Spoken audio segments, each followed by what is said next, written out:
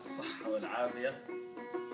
يعني نسأل الله إنه يعني يجعلنا من المبرين وأن نحضر لقبول الدعاء الصالح إن شاء الله. والهدية دي لفاطمة علي وللحاجة مريم والدة الوالد العزيز، ربنا برضه يمتعها بالصحة والعافية، ولكل الأمهات يعني، ولمن ماتت أمه وهي حية بدعواتها، يعني نسأل الله أن ينال النصيب منها إن شاء الله في الدنيا.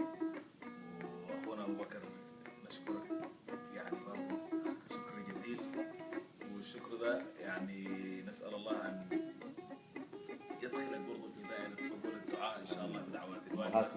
ودعوة برضه من أبو بكر حاجة ليلى لحاج ليلى. نعم. نسأل الله ليلى عثمان. ليلى عثمان يعني.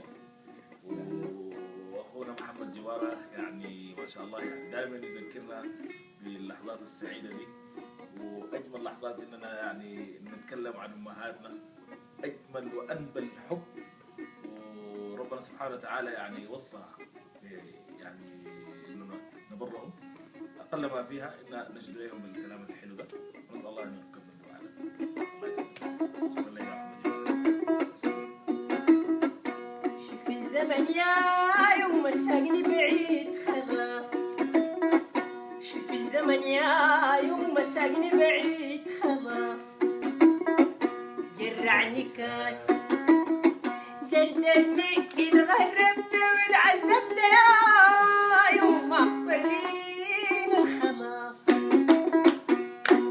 يا يوم يا نور الصباح بدين يطل يا يما يا بدر البشع دايما يهيل،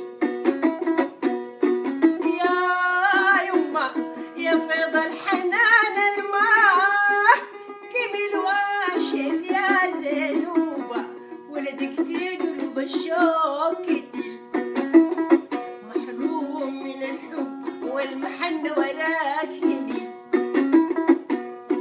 يا يما يا نغم الحنين بالشوق يرين، ودمعة شان بينزلين، كاري شاف كاري فيه وبيرتعين، ودمعة شان بينزلين، يذكرك يا يما في الدوش النسايم يهبهبين، قايم الصباح متكفلتي شايل في ليل على المراح،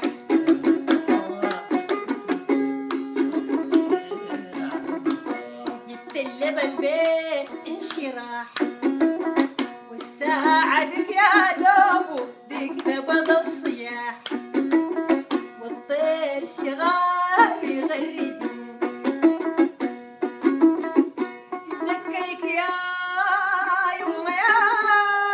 يما في ساحة الهجير، صادك نار الدوكي عزتنا الفطير، رشيتي قلت كله خير، ويذكرك يا بسمة الطفل الغريب، بقت الخلوق ترقد تنوم، أسهل براي أرعى النجوم،